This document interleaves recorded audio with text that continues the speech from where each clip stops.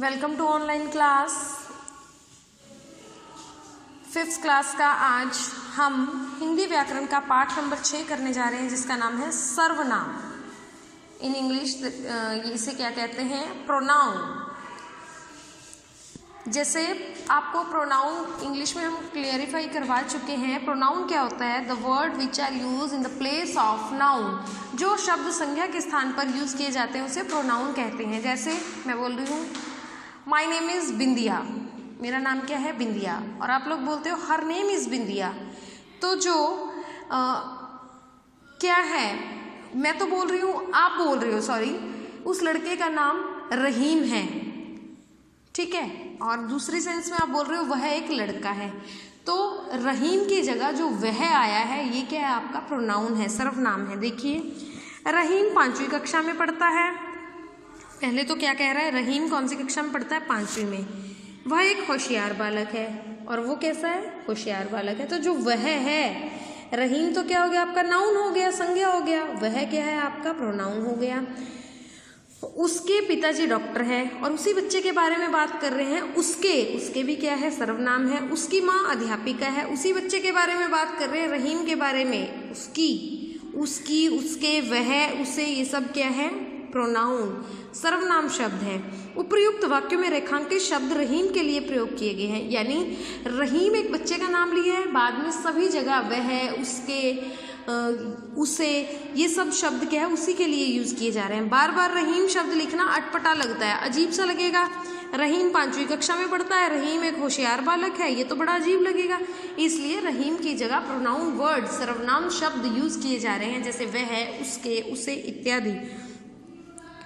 तो ये शब्द क्या होते हैं? सर्वनाम होते हैं। इस पैराग्राफ में और इसमें यही बात क्लियर की गई है। अब देखिए सर्वनाम। सर्व यानी सबके लिए, एक के लिए नहीं, सबके लिए। सर्वनाम अर्थात सर्व जमा नाम, यानी सबके लिए नाम। ये शब्द सभी के लिए प्रयोग किए जाते हैं, एक के लिए नहीं। अब जैसे रहीम हो गया, राम हो गया, शालू हो गया, प्रिया हो गई, सभी के लिए वह, उसके, उसकी, उसे, ये शब्द क्या है? यूज किए जाएंगे, प्रयोग किए जाएंगे। एक ही सर्वनाम शब्द अलग अलग व्यक्तियों, प्राणियों के लिए बोला या लिखा जा सकता है। ऐसा नहीं है कि लड़कियों के लिए कोई अलग सर्वनाम शब्द होगा, लड़कों के लिए कुछ अलग होगा, राम के लिए अलग होगा, श्याम के लिए अलग होगा, सभी के लिए एक होगा। लेकिन हाँ, स्त्रीलिंग पुल्लिंग में ये फर्क पड़ सकता है। उसके की जगह उसकी हो सकता है, ठीक है। जैसे रजनी मेरी बहन है, रजनी के बारे में बात कर रहे हैं कि रजनी तो क्या है? मेरी बहन है। और वह क्या है? बहुत होशियार है, इंटेलिजेंट है। कमल मेरा मित्र है, कमल के बारे में ही बात कर रहे हैं। और वो क्या है? मिलनसार है, यानी मिलजुल कर रहता है। यहाँ वह का प्रयोग लड़का लड़की दोनों के लिए किया गया है। सर्वनाम का प्रयोग भाषा को सुंदर, रोचक और सरल बनाने के लिए किया जाता है। इन शब्दों का प्रयोग क्या होता है? किस लिए किया जाता है? जिससे क्या हो, आपके क्या हो, भाषा सुंदर लगे, अट्रैक्टिव लगे, रोचक लगे।